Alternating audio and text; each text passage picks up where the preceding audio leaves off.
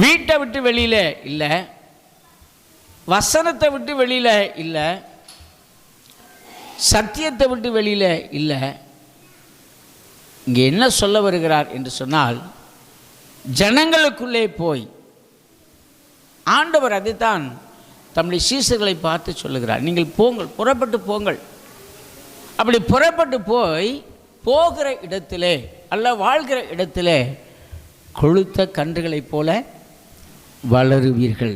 அதாவது நன்மைகள் குறையாது என்பதுதான் அந்த அடிப்படையான காரியமாக இருக்கிறது. ஆகவே ஒரு மனிதன் ஆண்டவரோடு கூட ஆண்டவருடைய சமூகத்திலே அல்ல ஆண்டவர் சொல்லுகிற காரியத்திலே நிலைத்து நிற்கும்போது எந்த நன்மையும் குறைபடாது என்பதுதான் அவருடைய பொருளாக. அதான் சொல்ற, கொழுத்த கன்றுகளைப் போல வளருவீர்கள். அப்போ எல்லா தேவைகளும் சந்திக்கப்படும், ஒரு குறைவு இராது என்பதுதான் அடிப்படையாக இருக்கிறது. ஆகவே அன்பான என்னுடைய பிள்ளைகளே, இன்றைக்கி நாம் கைட் செய்கிற வேலைகள், போகின்ற இடங்கள், செயல்படுகின்ற இடங்கள், வேலைகள், தொழில், எல்லாவற்றிலும் ஒரு நிறைவை தேவன் கொடுக்க அவர் விருப்பம் உள்ளவராக இருக்கிறார். அதை நாம் பெற்றுக்கொள்ள நாம் தகுதியுடையவர்களாக இருப்போம். கர்த்தர் நம்மை ஆசீர்வதிப்பார். ஆக இன்றைக்கு அதே சம்பந்தமான வேறு காரியத்தை நாம் வாசிப்போம். அப்போஸ்தலர் நடவடிக்கைகளின் புஸ்தகத்தில் ஒரு வசனத்தை அப்போஸ்தலர் நடவடிக்கைகளின் புஸ்தகம் 4ஆம் அதிகாரம் 1-13 வசனங்கள் ஒரு பகுதி வாசிங்க. அவர்கள் ஜனங்களுடனே பேசிக்கொண்டிருக்கையில் ஆசாரியர்களும் தேவாலயத்து சேனை தலைவனும் சதுசேயரும் அவர்களிடத்தில் வந்து அவர்கள் ஜனங்களுக்கு உபதேசிக்கிறதினாலும் இயேசுவை முன்னிட்டு மரித்தோரிலிருந்து உயிர்த்தெழுதலை பிரசங்கிக்கிறதினாலும் சினம் கொண்டு அவர்களை பிடித்து சாயங்காலமாய் இருந்தபடியினால் மறுநாள் வரைக்கும் காவலில் வைத்தார்கள். வசனத்தை கேட்டவர்கள் அநேகர் விசுவாசித்தார்கள். அவர்கள் தொகை ஏறக்குறைய 5000 இருந்தது. மறுநாளிலே ஜனங்களுடைய அதிகாரிகளும் மூப்பரும் வேத பாரகரும் பிரதான ஆசாரியனாகிய அன்னாவும் காய்பாவும் யோவானும் அலெக்சந்தரும் பிரதான ஆசாரியருடைய குடும்பத்தார் யாவரும் எருசலேமிலே கூட்டம் கூடி அவர்களை நடுவே நிறுத்தி, நீங்கள் எந்த வல்லமையினாலே எந்த நாமத்தினாலே இதை செய்தீர்கள் என்று கேட்டார்கள். அப்பொழுது பேதுரு பரிசுத்த ஆவியினாலே நிறைந்து அவர்களை நோக்கி, ஜனத்தின் அதிகாரிகளே, இஸ்ரவேலின் மூப்பர்களே, பிணியாளியாய் இருந்த இந்த மனுஷனுக்கு செய்யப்பட்ட உபகாரத்தை குறித்து எதினாலே இவன் ஆரோக்கியமானான் என்று நீங்கள் இன்று எங்களிடத்தில் விசாரித்து கேட்டால், உங்களால் சிலுவையில் அறையப்பட்டவரும் தேவனால் மரித்தோரிலிருந்து எழுப்பப்பட்டவருமாயிருக்கிற நசரேயனாகிய இயேசு கிறிஸ்துவின் நாமத்தினாலே இவன் உங்களுக்கு முன்பாக சொஸ்தமாய் நிற்கிறான் என்று என்று சொன்னார். உங்கள் எல்லாருக்கும், இஸ்ரவேல் ஜனங்கள் எல்லாருக்கும் தெரிந்திருக்க கடவது. அல்லேலூயா. இப்ப பாருங்க, ஆண்டவர் சொன்ன முதல் வார்த்தை, நீங்கள் புறப்பட்டு போய் கொழுத்த கன்றுகளைப் போல வளருவீர்கள், ஆசீர்வதிக்கப்படுவீர்கள். உங்களுடைய வேலை, உங்களுடைய பொறுப்புகள், நீங்கள் செய்கிற பிரயாசங்களிலே ஒரு நிறைவு கிடைக்கும் என்பதுதான் அந்த ஆரம்ப வசனமாக நமக்கு இருந்தது. அதே போல ஆண்டவராகிய இயேசு கிறிஸ்து தம்முடைய சீஷர்களை அனுப்பினார். 2 பேராக அவர் அனுப்பினார்.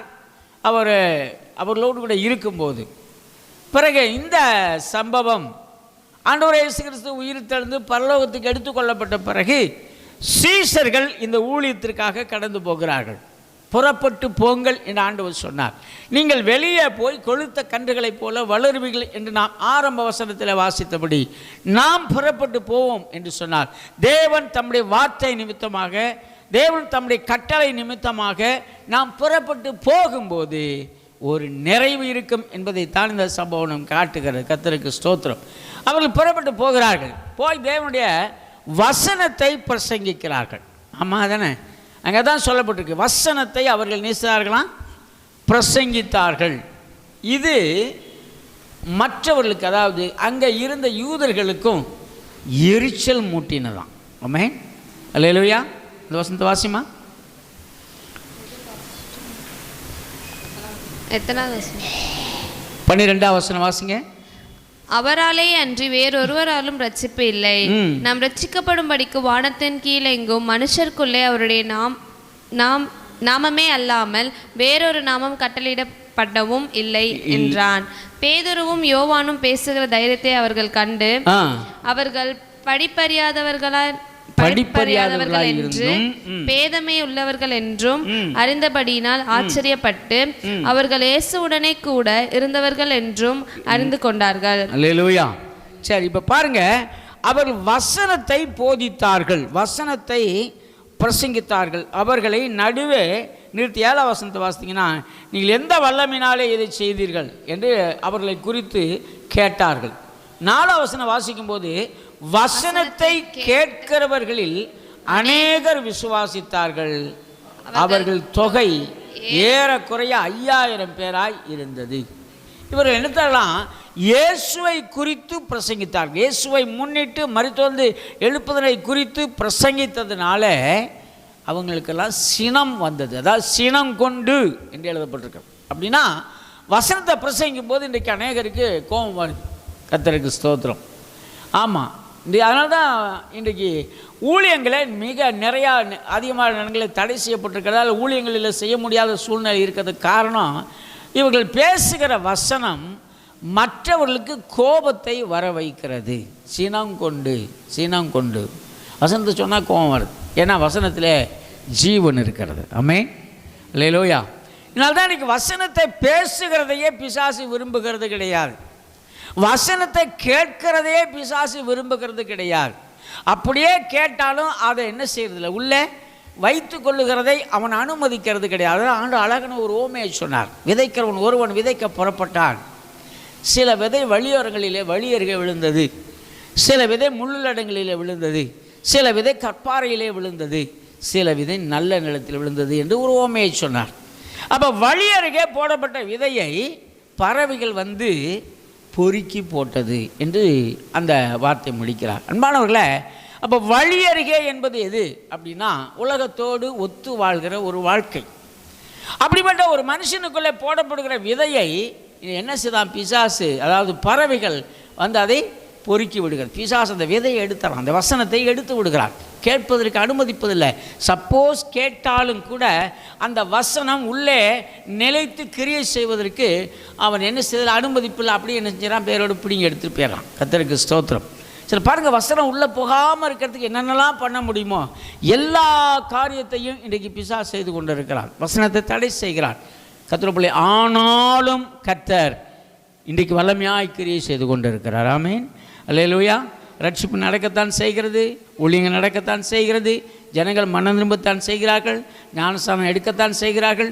எல்லாவற்றையும் ஆண்டவர் நேர்த்தியாய் செய்து கொண்டிருக்கிறார். ஆனால் அருமையானவர்களே, இன்றைக்கு நாம் பார்க்கும்போது கர்த்தருக்கு ஸ்தோத்திரம், அவர்கள் என்ன செய்கிறார், வசனத்தை பிரசங்கித்ததுனாலே அவர்கள் மேலே சினம் கொண்டு அவர்களை பிடித்து சிறைச்சாலையிலே வைக்கிறார். ஏன்னா சாயந்தரமானபடியால் ஈவினிங்கில் நான் அதை தான் சொல்கிறேன். சாயந்தரத்தில் இன்றைக்கி பாருங்கள், வசனத்தை சொல்லுகிறது ரொம்ப குறைவாய் போய்விட்டது. நான் தான் சொன்னேன், கர்த்தருக்காக புறப்பட்டு போக வேண்டும். போக முடிய சூழ்நிலை இல்லை. வாய்ப்பு கிடைக்கும்போது, வாய்ப்பு கிடைக்கிற இடத்துல நாம் இயேசுவை குறித்து பேசும்போது அந்த வசனம் அவர்களை சந்திக்கும், அந்த வசனம் அவருடைய உள்ளுக்களை கிரியை செய்யும். இப்போ அந்த வசந்த சாயந்தரத்தில் பிரசங்கித்தாங்க, உடனே அவங்கள பிடிச்சி சாயந்தரமாக இருந்ததுனால கொண்டு போய் ஜெயிலில் வச்சுட்டாங்க, சிறைச்சாலையிலே வைத்து விட்டார்கள். ஆனால் அந்த வசனத்தை கேட்டவர்கள் எல்லாரும் மேலே தேவனுடைய வல்லமை இறங்கினது. அன்றைக்கு வசனத்தை கேட்ட அநேகர் விசுவாசம் உள்ளவர்களாகி ரட்சிக்கப்பட்டார்கள். அன்றைக்கு எத்தனை பேருக்கு சேர்த்துக்கொள்ளப்பட்டாங்களாம்? ஏறக்குறைய 5000 பேர். ஆமென். அல்லேலூயா. இந்த ஆதி அப்போஸ்தலர் நாட்களில் இவ்வளவு பெரிய மகிமை எழுப்புதலுக்கு காரணம் இருந்தது. அது 1ஆம் அதிகாரம் 2ஆம் அதிகாரம் 3ஆம் அந்த பகுதியில் 3-4 அதிகாரங்களை வாசித்து பார்த்தீங்கன்னா அது காரணமே என்னென்னு கேட்டால் ஒரு மனம். சபையாராகிய திரள் கூட்டத்தார் ஒரே இருதயம் உள்ளவர்களாக இருந்தார்கள். சபையாருக்குள்ளே ஒரு மனம் இருந்துச்சு. இன்றைக்கி சபையில் 10 பேர் இருந்தாங்கன்னா 10 பேர்த்துக்கும் 10 மனசு இருக்கப்படாது. ஒரு மனம் இருக்கணும். காம்ப்ரமைஸ், ஒருவருக்கு ஒருவர் ஷேரிங், பகிர்ந்து கொள்ளுதல் இருக்கும். குறையில்லாத மனுஷன் இந்த உலகத்தில் இருக்கவே முடியாது. எல்லா மனுஷனத்துலேயும் குறை இருக்கிறது. எல்லா மனுஷனும் ஒரே மாதிரி இருக்க முடியாது. ஒவ்வொருக்கும் ஒரு நோக்கம் இருக்கும், ஒவ்வொருக்கும் ஒரு கிரியை இருக்கும், ஒவ்வொருக்கும் ஒரு இருக்கத்தான் செய்யலைன்னு சொல்ல முடியாது. ஆனால் இவங்க எல்லாவற்றுக்குள்ளும் இருந்து நம்மை ஒரே இருதயமுள்ளாய் மாற்றுகிறவர் பரிசுத்த ஆவியானவர். ஆமென். அவருக்குள்ள பரிசுத்த ஆவி இருந்ததுனால தான் எல்லாரும் ஒன்றா இருந்தாங்க. கர்த்தருக்கு ஸ்தோத்திரம். அதனால தான் எழுப்புதல் வந்தது. அதனால தான் பிரசங்கிக்கும் போது 3000, இன்னொரு இடத்துல பிரசங்கிக்கும் போது பார்த்தா பேதுரு பிரசங்கிக்கிறாரு, அன்றைக்கு 3000 பேர் சேர்த்து கொள்ளப்பட்டார்கள் என்று எழுதியிருக்குது. இப்போ 3000, 5000, 10,000 இப்படி கொஞ்ச நாள் கொஞ்சம் பின்னாடி வந்தீங்கன்னு சொன்னால் சீசருடைய தொகை பெருகி இருந்தது. ஒரு பெரிய எண்ணிக்கை எண்ண முடியாத அளவுக்கு பெருகிடுச்சு. அப்போ பெரிய எழுப்புதல் அந்த ஆதி அப்போஸ்தலர் நாட்களில் நடந்தது என்று சொன்னால் அதற்கு காரணம் அருமையான தேவனுடைய பிள்ளைகளே, அவர்களுக்குள்ளாக ஒரு மனம் இருந்தது. இன்னும் சொல்லப்போனால் அவர்கள் எல்லாருமே கர்த்தருக்காக வேலை செய்தார்கள், கர்த்தருக்காக உழைத்தார்கள், கர்த்தருடைய வேலையை அவர்கள் ஒவ்வொருவருமே செய்தார்கள். ஆகவே தான் அங்கே சீசருடைய தொகை, அதாவது விசுவாசிகளுடைய தொகை பெருகிட்டு. சரி, இப்போ பாருங்கள், இந்த ஊழியத்தில் இவங்களை பிடிச்சி உழைச்சிட்டாங்க. மறுநாள் காலையில் அவர்களை குறித்து பேசும்போது அவர் வாக்குவாதம் பண்ண ஆரம்பிக்கிறார்.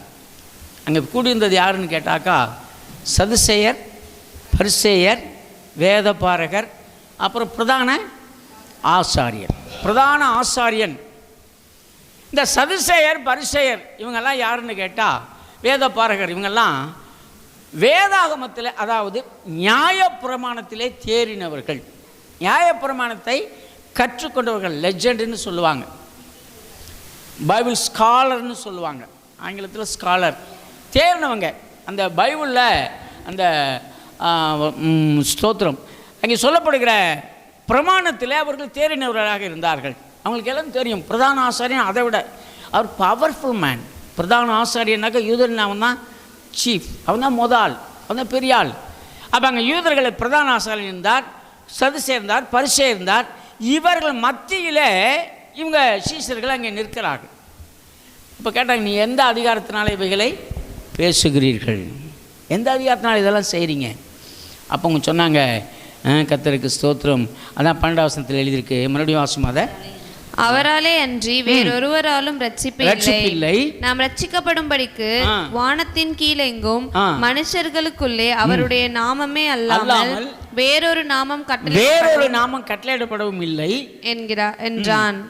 பேதுருவும் யோவானும் பேசுகிற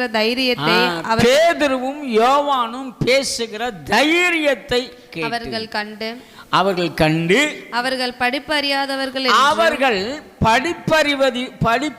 இல்லாதவர்கள், பேதமை உள்ளவர்கள் என்றும் அறிந்தபடியினாலே ஆச்சரியப்பட்டார்கள். ஏன்னா இவன் ஸ்காலர், இவன் வேதாமத்தை படித்தவன், பிரமாணங்களை கற்றுக்கொண்டவன். இதற்காக எல்லா படிப்பு பட்ட படிப்பெல்லாம் முடித்து கர்த்தருக்கு ஸ்தோத்திரம், பிடிஹெச், சிடிஹெச், எம்டிஹெச், டிடி, பிடி, சிடி எல்லாமும் படித்த ஆட்கள் இவங்க. கர்த்தருக்கு ஸ்தோத்திரம். இன்றைக்கும் பாருங்களேன், இறையியல் கல்லூரின்னு சொல்லி 10 வருஷம் 11 வருஷம் படிக்கிறாங்க. பெரிய ஆளுங்க தான், ஸ்காலர்.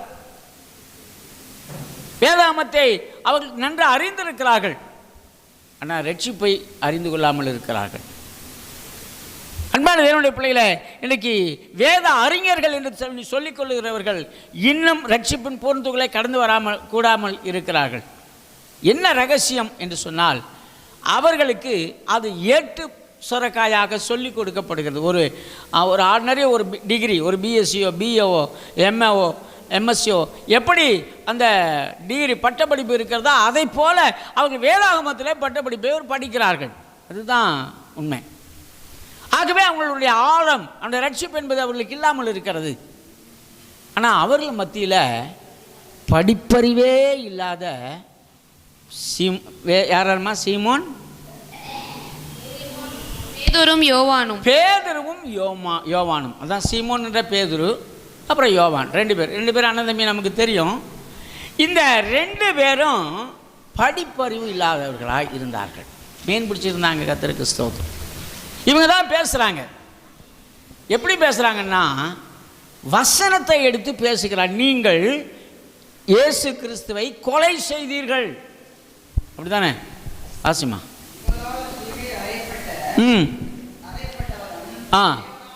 உங்களால் சிலுவையில் அறையப்பட்டவரும் மரித்தோரிலிருந்து எழுப்பப்பட்டவருமாகிய இயேசுவின் நாமத்தில் இவைகளை செய்கிறோம். அப்போ பாருங்க, உங்களால் சிலுவையில் அறையப்பட்டவர் ஒரு குற்றச்சாட்டை டைரக்டாக நேரடியாக அந்த பிரதான ஆசாரியனை பார்த்து இவங்க 2 பேரும் சொல்றாங்க, நீங்கள் இந்த இயேசுவை சிலுவையில் அறைந்தீர்கள், உங்களால் தான் இவர் சிலுவையில் அறையப்பட்டார் என்று குற்றம் சாட்டுகிறதை இங்கே பார்க்குறோம்.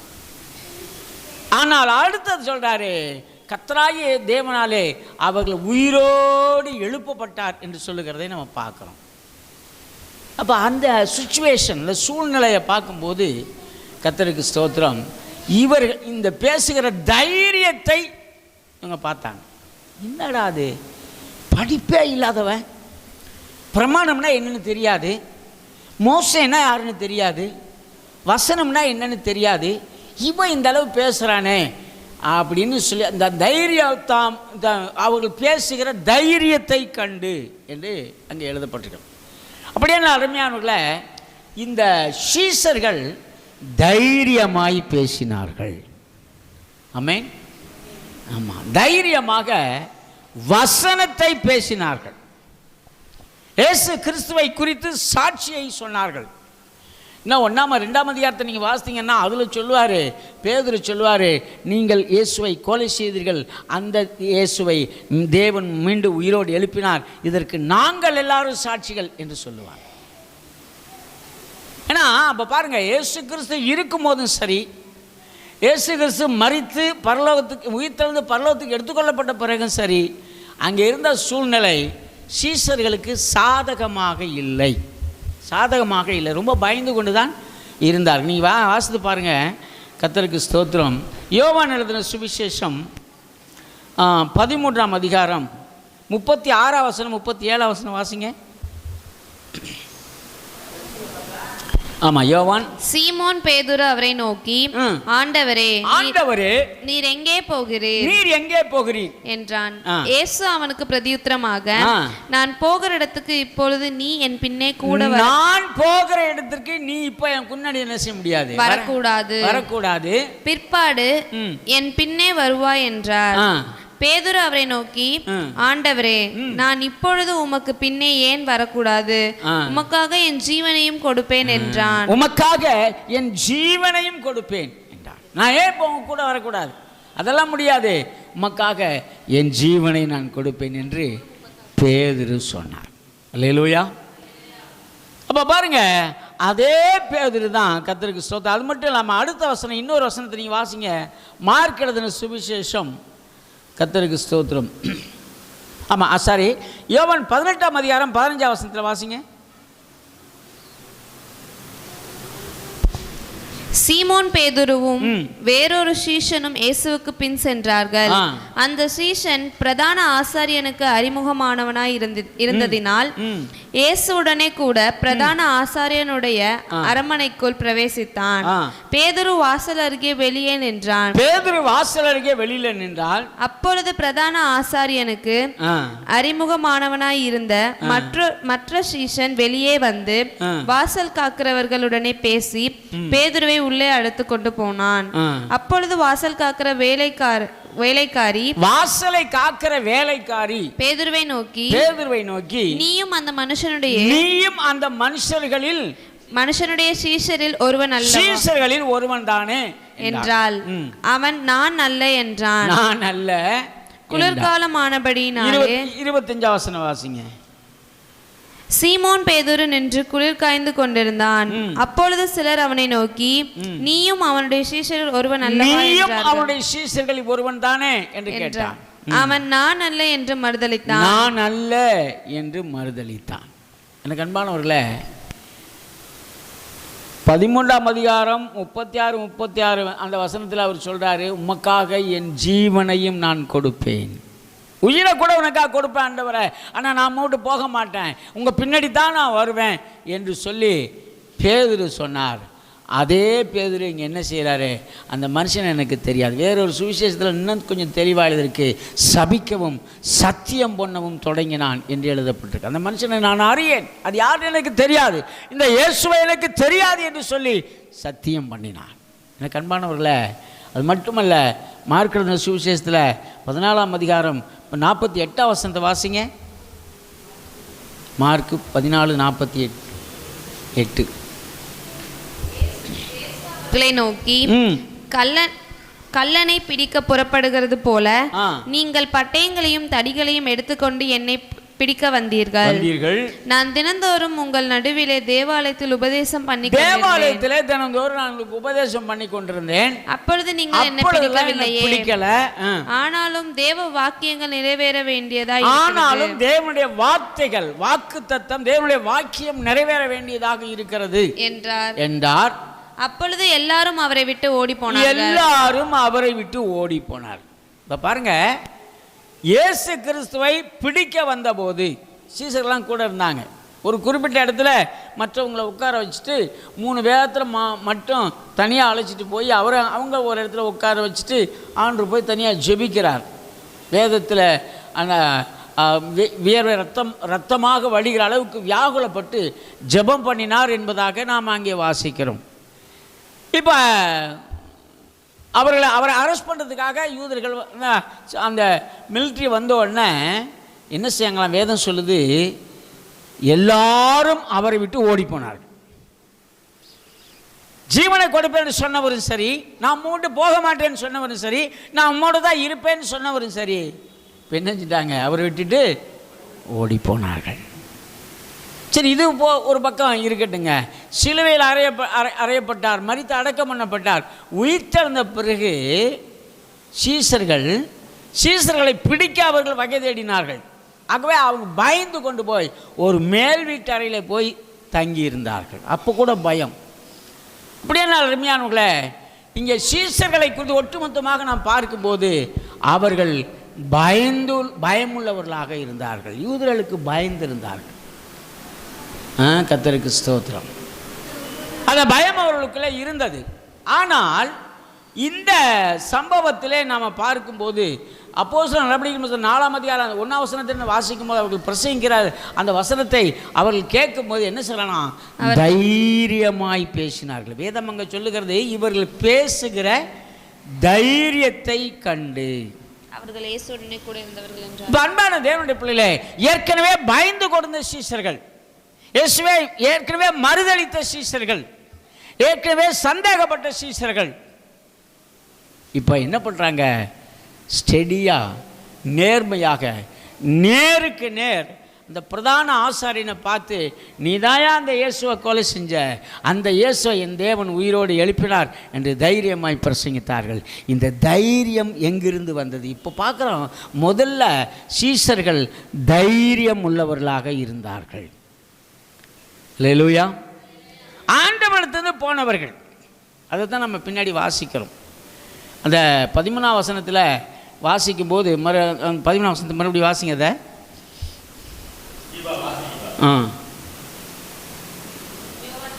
யோவான் 4:13. சரி, அப்போஸ்தலர் 4:13மா?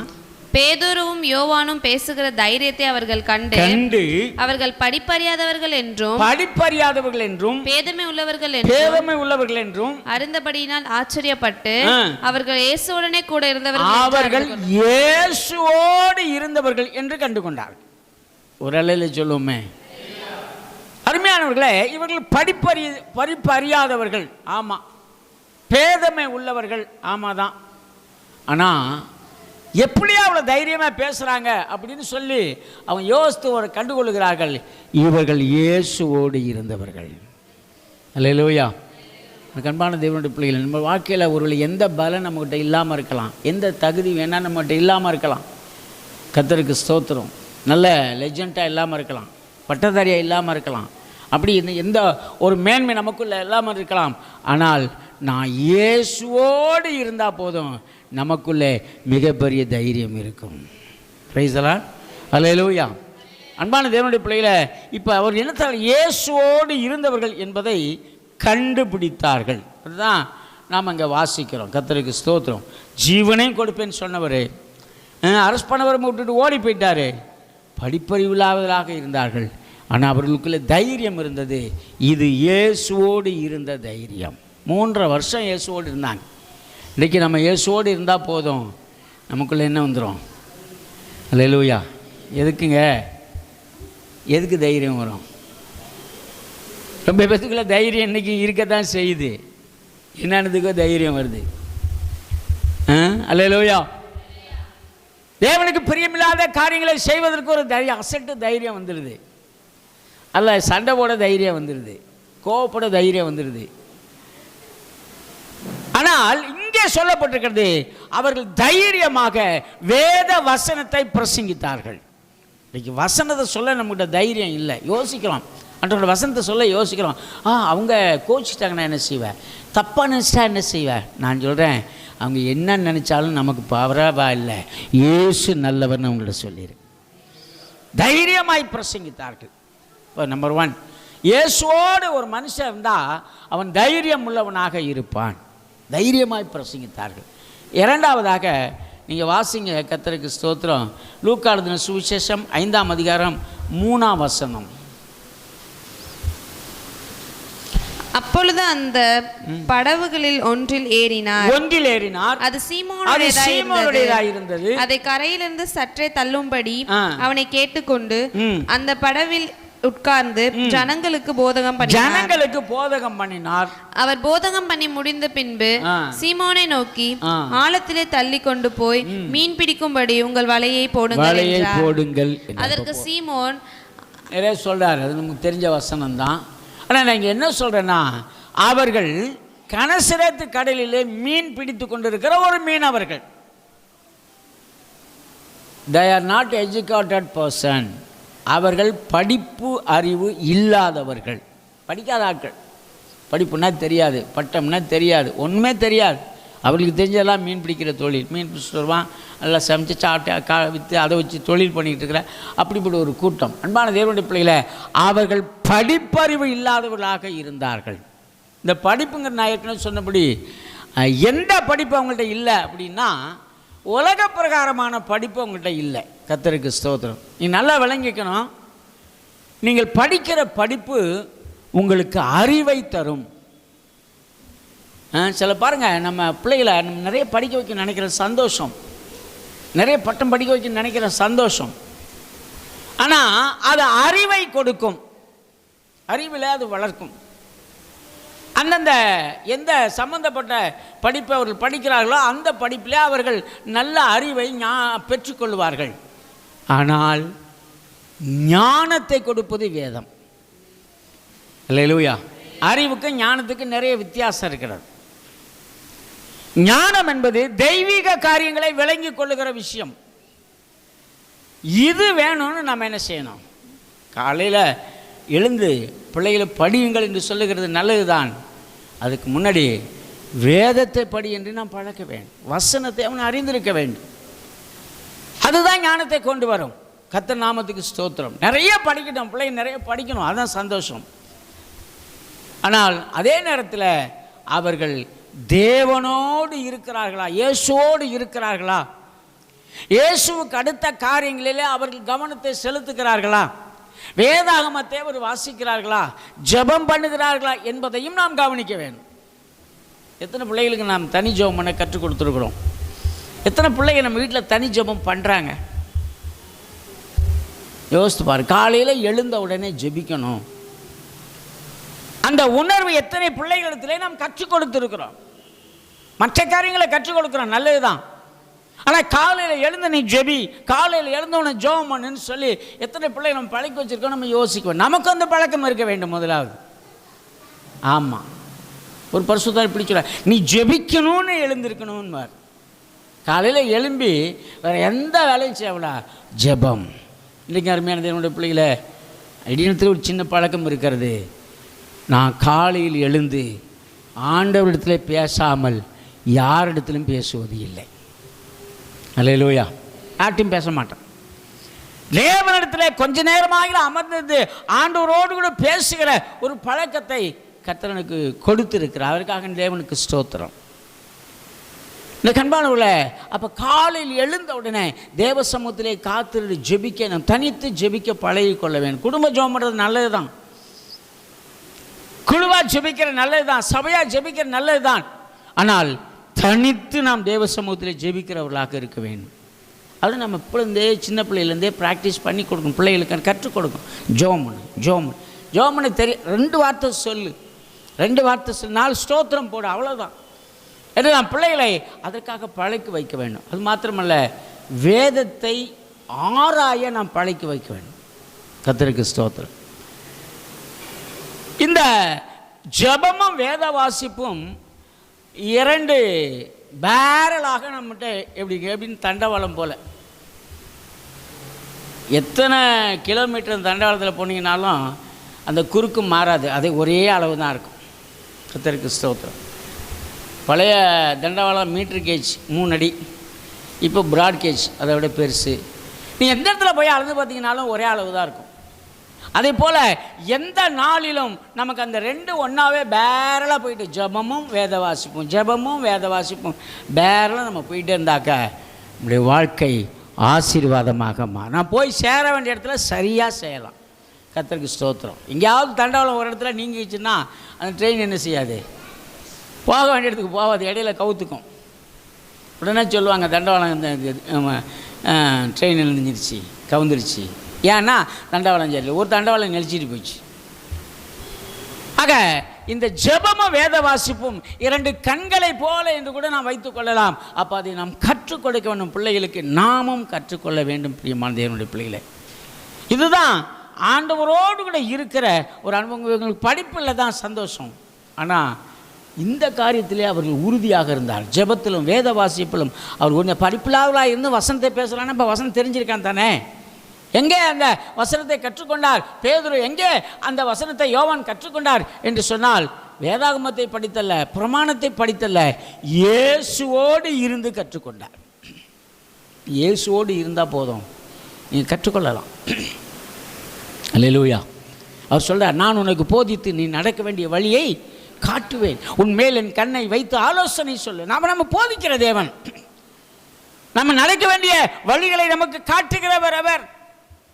ஆகவே எனக்கு அருமையானவர்களே, இவர்கள் படிப்பது இல்லாதவர்களை தவிர இயேசுவோடு 3.5 வருஷ காலம் ஊழியத்தில் இருந்தவர்கள். அவர் செய்த அற்புதம்லாம் கண்ணார பார்த்தாங்க. 5 அப்பம் 2 மீனை 5000 புருஷர்களுக்கு மாத்திரமல்ல, அதற்கு மேலான ஸ்திரீகள் பிள்ளைகளுக்கும் போஷித்தார் பாருங்க, கொடுத்து. அதை இவர்கள் கண்கூடாக பார்த்து நம்ம பார்க்கலாம், ஆனால் விசுவாசிக்கிறோம். ஆமாம், விசுவாசிக்கும் போதே நமக்குள்ள என்ன வந்துடுது, ஒரு பெரிய சந்தோஷம் வருது, ஒரு பெரிய விசுவாசம் வருது, நம்பிக்கை வருது ஆண்டவர் மேலே. நேரடியாக பார்த்தாங்கன்னா எவ்வளோ பெரிய சந்தோஷம் வந்திருக்கும் பாருங்களேன். அதை பார்த்தார்கள். காற்றையும் கடலையும் அமைத்து அதட்டி அமைதிப்படுத்துவதை அவர்கள் பார்த்தார்கள். குஷ்டரோகிகள் சுஸ்தமாக்கப்பட்டதை அவர்கள் பார்த்தார்கள். பிறவி குருடன் கண்கள் திறக்கப்பட்டதை அவர்கள் பார்த்தார்கள். இப்படி ஆண்டவர் செய்த அற்புதங்களை எல்லாம் 3.5 வருஷ காலம் அவரோடு கூட இருந்து கண்ணார கண்டு காதார கேட்டு அவர்கள் இயேசுவினிடத்திலே கற்றுக்கொண்டார்கள். எனக்கு அன்பான தேவனுடைய பிள்ளைகளே, இன்றைக்கி நம்ம ஆண்டவரோடு கூட இருந்தால் போதும், அவர் நிறைய நமக்கு கற்றுக் கொடுப்பார். ஆமென். ஒரு நான் சொல்ல மற்ற தகுதி நமக்கு இல்லாமல் இருக்கலாம், அதுக்காக தேவையில்லைன்னு சொல்லலை, அது தேவை. எனக்கு வாய்ப்பு இல்லைங்க, இன்னுமே போய் நான் போய் ஒரு டிகிரி படிக்க முடியுமா? படிக்க முடியாது. ஆனால் இயேசுவோடு இருந்தால் போதும், கர்த்தர் எனக்கு கற்றுக் கொடுப்பார்.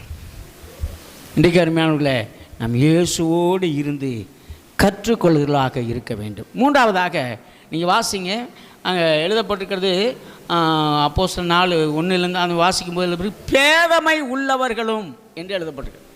எப்படி இருந்தாங்களாம்? பேதமை. அது என்னங்க பேதமை உள்ளவர்கள்னா? பேதமை உள்ளவர்கள், கர்த்தருக்கு ஸ்தோத்திரம். ஆங்கில வேதாகமத்தில் போட்டிருக்குது ignorant man, they are ignorant man அப்படி போட்டு. இக்னோரண்ட்னா புறக்கணிக்கப்பட்டவர்கள், ஒதுக்கப்பட்டவர்கள், இதெல்லாம் ஒரு பெரிய ஆளே கிடையாதுயா அப்படின்னு தள்ளப்பட்டவர்கள். அப்படிப்பட்டவங்க தான் அந்த சீஷர்கள். பேதமை உள்ளவர்களாக இருந்தார்கள். இன்றைக்கி ஒருவேளை நீங்கள் நானும் மற்றவர்களாலே புறக்கணிக்கப்பட்டு இருக்கலாம். ரொம்ப பேர் நம்ம புறக்கணிக்கலாம். யோசித்து பாருங்களேன், எல்லாத்தையும் நம்ம ஏற்றுக்கொள்வது கிடையாது, எல்லாற்றையும் நம்ம கனப்படுத்துவது கிடையாது, எல்லாவற்றையும் நாம் நமக்கு நிகராக பார்ப்பது கூட இல்லை. இவங்க அதுக்கு பல படிமுனை வச்சுருக்கிறோம். இவங்க ஸோ இதனால் இவங்க கீழே, அவங்க படிக்காதவங்க கீழே, பொருளாதாரத்தில் இப்படி பல படிகளையும் நாம் வச்சுருக்கிறோம். அதை வச்சு தான் நம்ம என்ன செய்கிறோம், ஒரு மனுஷனை நிர்ணயிக்கிறோம், மதிக்கிறோம். ஆனால் தேவனுடைய பிள்ளைகளே, இயேசுவோடு ஒருவன் இருந்தால் அவன் பேதமை உள்ளவர்களாக இருந்தாலும் புறக்கணிக்கப்பட்டவனாக இருந்தாலும் கர்த்தர் அவனை கனப்படுத்த வல்லமையுள்ளவராக இருக்கிறார். ஆமென், அல்லேலூயா. கர்த்தர் நாமத்துக்கு ஸ்தோத்திரம். புறக்கணிக்கப்பட்டவர், நீங்கள் கர்த்தருக்கு ஸ்தோத்திரம். அப்போஸ்தலர் 27ஆம் அதிகாரத்தில் கூட அப்படி ஒரு சம்பவம் நீ வாசித்து பாருங்களேன். அப்போஸ்தலர் 27ஆம் அதிகாரத்தில் 9ஆம் வசனத்திலிருந்து 11ஆம் வசனம் வரைக்கும் வாசிப்போம். காலம் சென்று உபவாச நாளும் கலைந்து போனபடியினாலே இனி கப்பல் யாத்திரை செய்கிறது மோசத்திற்கு ஏதுவாய் இருக்கும் என்று பவுல் அவர்களை நோக்கி மனுஷரே இந்த யாத்திரையினாலே சரக்குக்கும் கப்பலுக்கும் மாத்திரமல்ல நம்முடைய ஜீவனுக்கும் வருத்தமும் மிகுந்த சேதமும் உண்டாயிருக்கும் என்று காண்கிறேன் என்று சொல்லி அவர்களை எச்சரித்தான். இந்த கப்பல் பிரயாணத்தில் ஒரு அவேர்னஸ், ஒரு விழிப்புணர்வு, ஒரு எச்சரிப்பை இங்கே பவுல் கொடுக்குறார். பாருங்க, இப்போ நாம் யாத்திரை போக வேண்டாம். என்னன்னா, அப்படி சப்போஸ் போனோம்னு சொன்னால் ஒருவேளை நமக்கு பிரச்சனை இருக்கும் போல எனக்கு தோணுது. நான் அவர் ஆவியிலே அதை பகுத்து அறிந்து அந்த வெளிப்பாட்டை சொன்னார். சரக்குக்கு மட்டுமல்ல, நம்ம உயிருக்கு கூட சேதம் வர்றதுக்கு வாய்ப்பு இருக்குது. ஆக இப்போ வேண்டாம் என்று பவுல் எச்சரிக்கிறார். ஆனால் அந்த நூற்றுக்கு அதிபதி என்ன பண்ணான்னு சொன்னாக்கா, பவுல் எச்சரித்ததை விட 21 வசனத்திலிருந்து வாசிமா. அநேக நாள் அவர்கள் போஜனம் பண்ணாமல் இருந்தபோது பவுல் அவர்கள் நடுவிலே நின்று, மனுஷரே, இந்த வருத்தமும் சேதமும் வராதபடிக்கு என் சொல்லை கேட்டு கிரேத்தா தீவை விட்டு புறப்படாது இருந்திருக்க வேண்டும். அதுக்கு முன்னாடி பார்த்தீங்கன்னு சொன்னால் இந்த வார்த்தைகளை பவுல், அப்போஸ்தலனாகிய பவுல் அந்த முதல் பகுதி 9-11 வாசித்தபடி எச்சரிக்க போது அவன் என்ன பண்ணான், அந்த இருந்த நூற்றுக்கு அதிபதி சுச்சுவேஷனை பார்க்குறான். தென்றல் வீசிச்சு. அப்படி ஆரம்பிக்கும் போது அங்கே வீசினது தென்றல் மெதுவாக வீசினது, மழை நின்று போயிடுச்சு, பிரச்சனை இல்லை, யாத்திரைக்கு ரொம்ப அருமையான சூழல் இருக்குது. ஆகவே இப்போ யாத்திரை பண்ணுறது நல்லது என்று அவன் கணித்தான். கப்பல் முதலாளிகிட்ட விசாரித்தான். பரவாயில்லைங்க, நல்லதான் சூழ்நிலைக்காக போகலாம், நம்ம ஒன்றும் பிரச்சனை இல்லைன்னு சொன்னான். ஆனால் பவுல் என்ன செய்கிறாரு, போகாதேன்றார். ஆனால் அவன் பவுல் சொன்னதை விட கப்பல் முதலாளியையும் மாலுமியையும் அதிகமாக நம்பினான். ஏன்னா கப்பல் முதலாளி யார், வசதி உள்ளவன். கப்பல் முதலாளி சும்மா சாதாரண ஆளாக இருக்க மாட்டான், பணக்காரன். இங்கே மாலுமி அனுபவசாலி, அதுவும் அதிகாரத்தில் உள்ளவன். இந்த இன்னைக்கு என்ன சொல்கிறானா, அந்த நூற்றுக்கு அதிபதி பணக்காரன் சொன்னதை நம்பினான், அனுபவத்திலும் அதிகாரத்திலும் உள்ளவன் சொல்கிறத நம்பினான். ஆனால் பவுல் சொல்கிறத என்ன செய்யலை, நம்பலை. ஏன்னா அவனுடைய பார்வைக்கு பவுல் ரொம்ப சீப்பாகிறது. ஏற்கனவே சொன்னப்பட்ட புறக்கணிக்கப்பட்டவன். நீ அட்லீஸ்ட் ஒரு பிரிசனர், ஒரு கைதி, ஒரு அக்யூஸ்ட், ரோமாபுரிக்கு கொண்டு போகிறாங்க நியாயம் தீர்க்கிறதுக்கு, நீ ஒரு கைதி, நீ சொல்கிறத நான் எப்படியா கேட்க முடியும்? இன்னைக்கு அன்பான தேவனுடைய பிள்ளைகளை, அவர் கைதியாக இருந்தாலும் கர்த்தருக்கு ஸ்தோத்திரம், வேதம் சொல்லுகிறது தேவனோடு இருந்தவர்கள். ஆமென். ஆக புறக்கணிக்கப்பட்டவர்களாகத்தான் இன்றைக்கு அன்றைக்கு சீஷர்கள் காணப்பட்டார்கள். ஆனால் புறக்கணிக்கப்பட்டவர்களாக இருந்தாலும் தேவனிடத்திலிருந்து வருங்காலத்தில் நடக்க போகிற காரியங்களை நிதானித்து அறிவிக்கிறவர்களாக இருந்தார்கள். இன்றைக்கும் பாருங்களேன், சில விஷயங்களை கொஞ்சம் சொல்லுவோம், ஆவியில் நிறைந்தவர்கள் அல்லது பரிசுத்தவான்கள் அல்லது ஊழியக்காரர்கள் அல்லது மூத்த விசுவாசிகள் சில அட்வைஸ் சொல்லும்போது அது கொஞ்சம் கவனிக்கணும். அது ஒருவேளை அந்த நேரத்தில் இம்பாசிபிளாக இருக்கலாம், சாத்தியமில்லாதாக இருக்கலாம். இதெல்லாம் போய் இப்படியான இவ்வளோ சுச்சுவேஷன் நல்லா இருக்குது, எல்லாம் நல்லா தானே போயிட்டுருக்கு, இப்போ என்னதுக்கு இந்த குறுக்கு வேலை அப்படின்னு நமக்கு தோணலாம். ஆனால் பின்னாலும் நடக்க போகுது யாருக்கு தெரியாது. அது தேவனுக்கு மாத்திரம்தான் தெரியும். அல்லேலூயா. அதை கணிச்சு தான் சொன்னார், அதை அறிந்து தான் சொன்னார் பவுலே இந்த வேண்டாப்பான்னு சொல்லி. ஆனால் அதுக்கு பிறகு அவங்களுடைய யாத்திரையில் பார்த்தீங்கன்னு சொன்னால் ஃபுல்லாக கம்ப்ளீட்டாக இருக்கிற சரக்கெல்லாம் தூக்கி வெளியில் இருந்துட்டாங்க. ஏன்னா ரொம்ப நாளாக மழை பெஞ்சிக்கிட்டே இருக்குது. சூரியனாவது சந்திரனாவது நட்சத்திரங்களாவது காணப்படலை. எல்லாருக்கும் பெரிய பயம், அடுத்து என்ன நடக்கும்னே தெரியல. கப்பல் கண்ட்ரோலை மீறி போயிடுச்சு. எங்கே போகுதுல காற்றடிக்க தூரத்தில் போயிட்டே இருக்குது. இனி தப்பி பிழைப்போம் என்ற நம்பிக்கை முழுவதுமாக அவர்களுக்கு அற்று போணுச்சு. நீ பழகவே முடியாங்கிற சூழ்நிலை வரைக்கும் வந்துருச்சு. தேவனுடைய பிள்ளைகளை அப்போ தான் சொல்கிறார் பவுலே, நீ பயப்படாத, நமக்கு கப்பல் சேதமே இல்லாமல் உயிர் சேதம் ஏற்படுவது இல்லை. ஏன் நான் அதை சொல்கிறேன்னா, நான் ஆராதிக்கிறவரும் நான் சேவிக்கிறமாய் கர்த்தர் இடத்துல வந்து நீ ரோமபுரியில் ராயனுக்கு முன்பாக நிற்க வேண்டும் என்று இடத்துல சொல்லியிருக்கிறார். பாருங்கள், ஒரு வெளிப்பாடு. ஏற்கனவே ஒரு வெளிப்பாட்டை சொன்னார், நம்பலை. ஆனாலும் கர்த்தர் கிருபை பாராட்டினார். ஏன்னா பவுல் நிமித்தமாக அந்த கப்பலுக்கு அவர் கிருபை பாராட்டினார். ஒரு சுத்தமான் தான், ஒரு நீதிமான். லோத்து ஜெபிக்கிறார்ல, ஒரு நீதிமானால் பட்டணத்தை அழிப்பீரோ? இல்லை, ஒரே ஆள், ஒரு ஊழியக்காரன் அல்ல, ஒரு தேவ மனுஷன், ஒரு தேவனை நம்புகிறவன் ஒருவன் இருந்தால் அவன் நிமித்தமாக அந்த பட்டணத்தில் ரட்சிப்பு உண்டாகும். ஒரு குடும்பத்தில் ஒரு பரிசுத்தவான், ஒரு நீதிமான், ஒரு தேவனுடைய மனுஷன் இருந்தால் அந்த குடும்பத்திற்கு பாதுகாப்பு உண்டாகும். சில பாதிப்பு வரும். கப்பல் சேதம் வந்துச்சு, சரக்குகள் போச்சு, ஆனால் ஜீவனுக்கு பாதுகாப்பு இருந்துச்சு. எனக்கு அன்பான தேவனுடைய பிள்ளையிலே, அந்த ஏற்கனவே பவுல் சொல்கிறத அவன் கேட்டிருந்தான்னு வச்சுங்க, கிரேத்தா தீவை விட்டு போகாமல் கிரேத்தா தீவில் நங்கூரம் போட்டு உட்காந்தான்னு வச்சுங்க, அந்த சேதம் கூட நெஞ்சிருக்காது, வந்திருக்காது. இன்றைக்கி பாருங்கள், ரொம்ப நாள் ரொம்ப பேர் இல்லை, அந்த ஏற்றுக்கொள்கிற தன்மை இல்லை. இவர் என்ன சொல்கிறது, வசனத்தை சொல்லும்போது, அட்வைஸ் பண்ணும்போது, தேவனுடைய மனுஷனாகிய தேவ மனுஷர்கள், தேவனுடைய ஊழியர்களை, தேவனுடைய விசுவாசிக்கிறவர்கள் அவர்கள் சொல்லும்போது நமக்குள்ளே அதை கேட்கறதுக்கு மனசு இல்லை.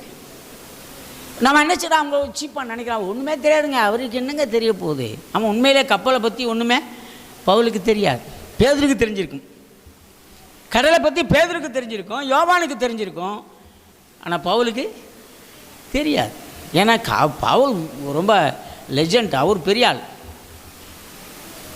ஆகவே அவன் பவுல் சொன்ன அந்த பவுலுக்கு என்ன அனுபவம் இருக்கிறது, அவருக்கு என்ன தெரியும், அவருக்கு ஒன்றுமே தெரியாது என்று சொல்லி அதை அவர்களை அவன் என்ன செய்கிறான், நூற்றுக்கு அதிபதி நிராகரிக்கிறான்.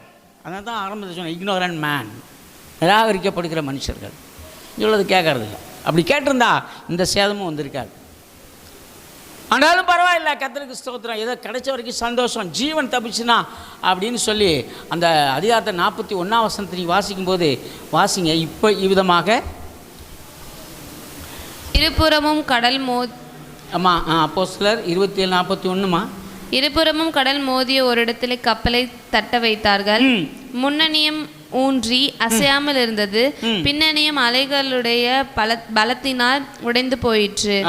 அப்பொழுது காவல் பண்ணப்பட்டவர்களில் ஒருவனும் 41 வாசி, அது கடைசியில் எழுதியிருக்கு, இவ்விதமாக எல்லாரும் தப்பி கரை சேர்ந்தார்கள்.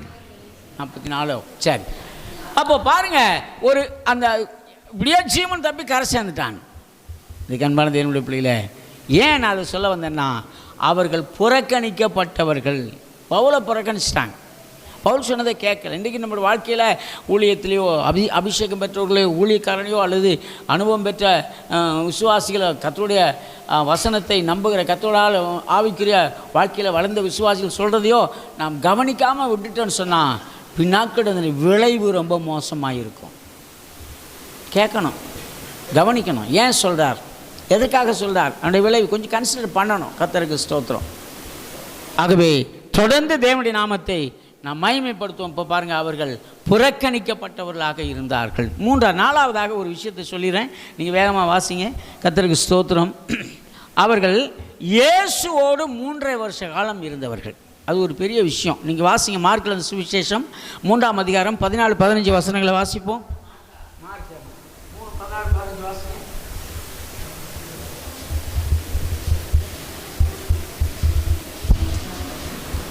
14. அப்பொழுது அவர் 12 பேரை தெரிந்து கொண்டு அவர்கள் தம்மோடு கூட இருக்கவும். முதல்ல 12 பேரை அவர் தெரிந்து கொண்டார். அதுல பிரதானமானது எதுக்காக என்று சொன்னால் தம்மோடு கூட இருக்கவும். முதல்ல அவரோடு கூட இருக்கணும், அவரோடு இருக்கணும், அவரோட வாசம் பண்ணணும், அவரோட பேசணும், அவரோட பழகணும், அவரிடத்துல கேட்டுக்கணும், அவரிடத்துல கற்றுக்கொள்ளணும். இதுக்காக தான் நம்ம தேவன் அழைச்சிருக்கிறார். அப்போ அவரோடு இருக்கவும் பின்பு அந்த மற்ற காரியங்கள் ஊழியங்களை செய்யறதுக்காக அவரை தெரிந்து கொண்டார் என்று நாம் வாசிக்கிறோம். 5ஆவதாக ஒரு வசனத்தை சொல்லிடுறேன், நான் முடிக்கிறேன். கர்த்தருக்கு ஸ்தோத்திரம். அப்போஸ்தலர் 2ஆம் அதிகாரம் 2-4 2 வரைக்கும் வாசிங்க. அப்பொழுது பலத்த காற்று அடிக்கிற முழக்கம் போல வானத்திலிருந்து சடுதியாய் ஒரு முழக்கம் உண்டாகி அவர்கள் உட்கார்ந்திருந்த வீடு முழுவதையும் நிரப்பிற்று. அல்லாமலும் அக்கினிமயமான நாவுகள் போல பிரிந்திருக்கும் நாவுகள் அவர்களுக்கு காணப்பட்டு அவர்கள் ஒவ்வொருவர் மேலும் வந்து அமர்ந்தது. அவர்கள் எல்லாரும் பரிசுத்த ஆவியினாலே நிரப்பப்பட்டு ஆவியானவர் தங்களுக்கு தந்த வரத்தின்படியே வெவ்வேறு பாஷைகளை பேச தொடங்கினார்கள். குறிப்பாக அபிஷேகம் பண்ணப்பட்டார்கள். அப்போ 5ஆவதாக இயேசுவோடு இருக்கிறவர்கள் யார் அப்படின்னா அபிஷேகம் பண்ணப்பட்டவர்களாக இருப்பார்கள். அல்லேலூயா. இப்போ நீங்கள் நான் எப்படி இருக்கணுமா? அபிஷேகம் பண்ண பரிசுத்த ஆவியின் அபிஷேகத்தை பெற்றுக்கொள்ளாதவர்கள் தயவு செய்து அதற்காக நேரம் எடுத்து சிரத்தை எடுத்து பாரப்பட்டு முடிஞ்சால் உபவாசம் கூட இருந்து ஆண்டவர்கிட்ட கேளுங்க, ஆவியானவர் உங்களை நிரப்புவார்.